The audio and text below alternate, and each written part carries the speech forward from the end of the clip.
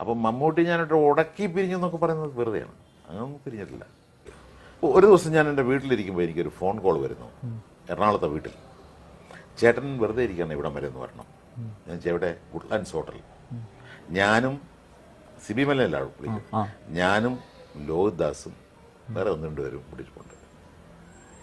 ചേട്ടനോടൊരു അഭിപ്രായം ചോദിക്കണം. ഞാൻ ചെല്ലുന്നു.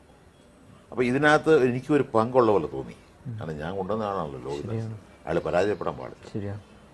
ഞാനവിടെ ചെന്ന് കയറി വന്ന ഇവർ എല്ലാവരും കൂടെ ചോദിച്ചു, ചേട്ടാ നമ്മൾ തനിയാവർത്തനം ആ പ്രാന്തൻ്റെ കഥ എടുക്കാൻ തീരുമാനിച്ചു. തനിയാവർത്തനം എന്നൊരു പേരും കൊടുത്തു. അതിൽ ഒരു അധ്യാപകൻ ഒരു ക്യാരക്ടറുണ്ടല്ലോ. ചേട്ടൻ്റെ സജഷൻ ആരാണ് അത്? ഏത് നടനെ ഇടണം? പെട്ടെന്ന് ഞാൻ പറയും മമ്മൂട്ടി. ഉടനെ അവർ ചോദിച്ചു മോഹൻലാൽ ആണെങ്കിലോ? സ്റ്റുഡൻറ്റ് പോലും ആകുകയില്ല എന്ന് പറയും.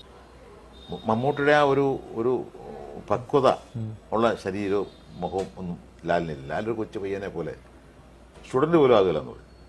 എല്ലാവരും കൂടെ പൊട്ടി അങ്ങ് ചിരിച്ചു. അപ്പോൾ ഈ ലാല് സ്റ്റുഡൻറ്റ് പോലും ആകില്ലെന്ന് പറഞ്ഞുകൊണ്ടുള്ള ചിരിയായിരിക്കും ഞാൻ വിചാരിച്ചു. ഞാൻ ചെന്താ ചിരിച്ചേ?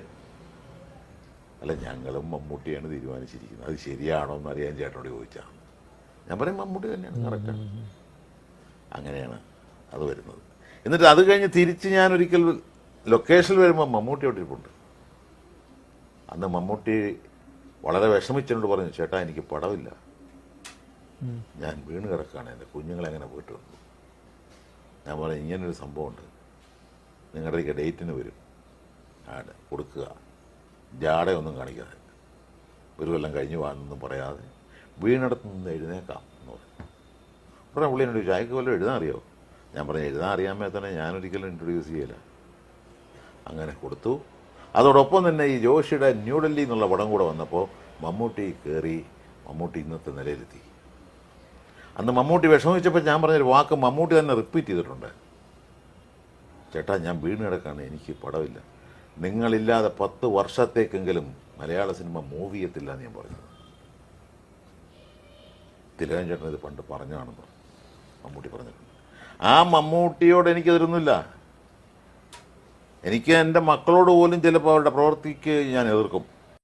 മമ്മൂട്ടിയായിട്ടുള്ള ഒരു സ്ഥലം, മമ്മൂട്ടിയായിട്ട് ഇപ്പോൾ വരസലൊന്നുമില്ല കേട്ടോ.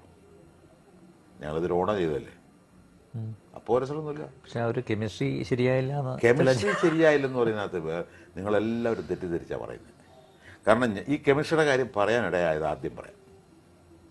ഞാൻ 2 ദിവസം മുമ്പ് ഞാൻ അഭിനയിച്ച ഓർക്കുക വല്ലപ്പോഴും എന്നുള്ള സിനിമ ആലപ്പുഴ ഒരു ഫിലിം ക്ലബ്ബ് ആദ്യമായിട്ട് ആരംഭിച്ചപ്പോൾ പ്രൊജക്റ്റ് ചെയ്തു. അവിടെ ഫിലിം ഫെസ്റ്റിവലായിരുന്നു.